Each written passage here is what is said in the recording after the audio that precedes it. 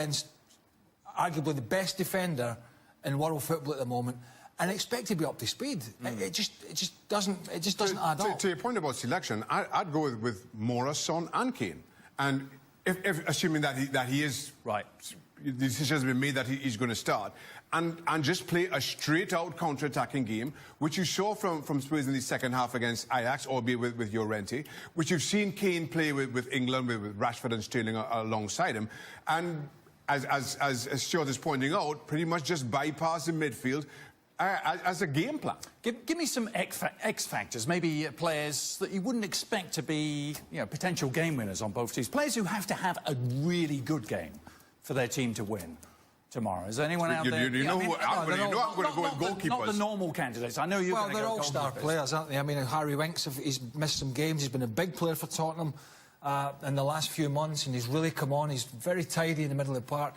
I think and so, they did miss him. They coped with it in the end. I mean, Christian Eriksen obviously is a match winner. I think one guy, and I think he'll play, is key to what Liverpool do is Fabinho. Yeah. And I think if he plays and reads the game really well and keeps it tidy and fills in for fullbacks when they go forward and does a really good job, I think he's key to protecting the back four, but also giving them the platform to go and for their more attacking players to shine. Robbo, first of all, maybe on the Spurs side, any surprising X-factor players who have to have a big game for them tomorrow? Well, I'm going to go for the player that changed the game against Ajax.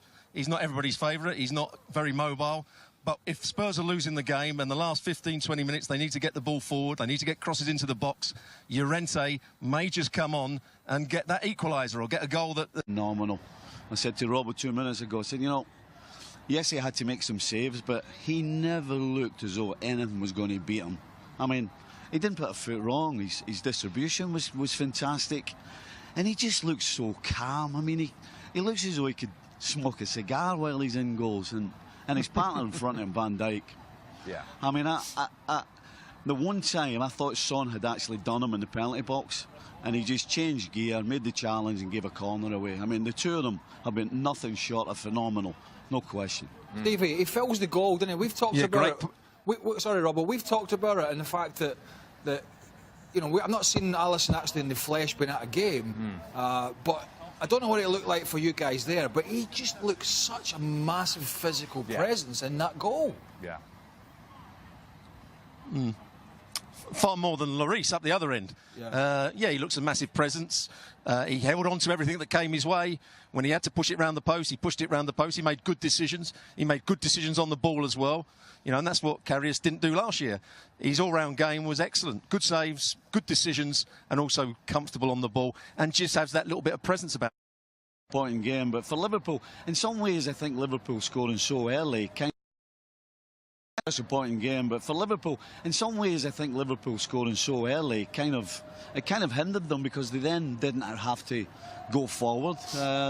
They didn't take any risks, and so the onus was basically on Spurs. And Spurs, they couldn't put two passes together, so they never looked like breaking Liverpool down until the last 15 minutes when you just have to throw everything in the kitchen sink at it. Then they kind of look dangerous. But as far as football, I mean, Tottenham were awful. They couldn't get the ball to the front, guys. They couldn't get it through the middle because Winks was going backwards with it every time, and you've got Sissoko who wants to run with it every time. So, I mean, I thought Spurs were awful, and Liverpool really didn't have to exert themselves too much to win this game. Listen, let's put it one way.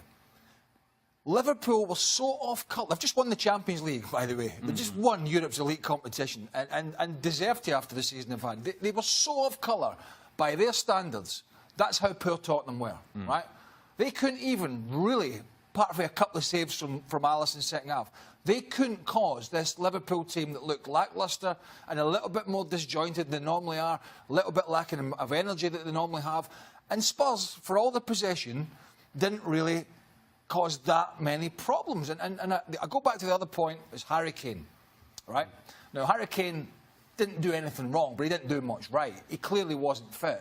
And the fact that Tottenham needed to inject a bit of pace into the game, a bit of pace that Liverpool didn't have on this occasion, and Lucas Moura, the hat-trick hero of the semi-final, was on the bench. I actually think that was weak, man. And Pochettino's had lots of credits, Adrian. Yeah. I thought that was weak management from Pochettino. He got hung on to the if Harry's fit, Harry starts brigade. And whilst that wasn't their only problem, clearly if you have an unfit player, and by the way, a really annoyed one on the bench, who's now had to be left out after his heroics in Lucas Moura, then you've got to ask him to come on and change the game. I thought Pochettino got all that wrong.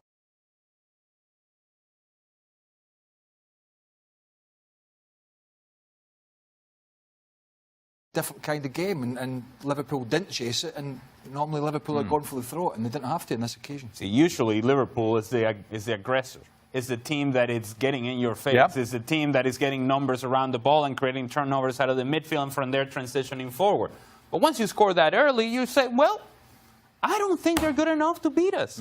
I don't think they can break us down. And over the course of 90 minutes, Spurs were not good enough to break them down. And it just felt the early goal in some ways ruined the game. Now, Liverpool couldn't care less. They'll be like, well, we'd like to score an early goal, and who wouldn't? But again, for the neutral, the early goal really changed the character of the game, the nature of the game, and then it shifted the game and the responsibility of possession, the responsibility of creativity, the responsibility of having the game on their terms to Spurs, and Spurs proved not to be good enough today. I think this puts to bed, or it should, it might not, because there are some real clowns out there. But for those clowns, and they know who they are talking about Jurgen Klopp, and you know, Pochettino's done a great job at Tottenham with less resources and no money spent, basically, in the summer.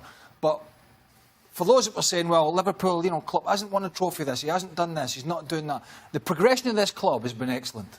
Has been nothing but upward since he came in, culminating in a wonderful season, which took one of the best, if not one of the greatest squads, Man City, all the way to a point. So to get the Champions League now, and get a trophy like he did at Dortmund, I think should have some of those scallies that say, you know, there's been people at times, there's a couple of people who have rung in radio stations want Jurgen Klopp sacked when they didn't win the league. That's what you're dealing with. Clownsville. But let's not forget that when we were sitting here a year ago and Liverpool had lost to Real Madrid, a valid question then was, well, was this their chance? Was this their opportunity? And was this a wasted opportunity, the fact that they could not get past Real Madrid? And how difficult it must have been for Jurgen Klopp, to your point, Craig, that you get this team back here, back to this occasion, back to this stage, and that you're able to deliver. That, to me, is even more impressive. It's not that they won it this year. It's the fact that they were here last year and were able to work their way back to this point and to be able to finish through that. What it is a tremendous accomplishment. Do you know what's the most impressive thing?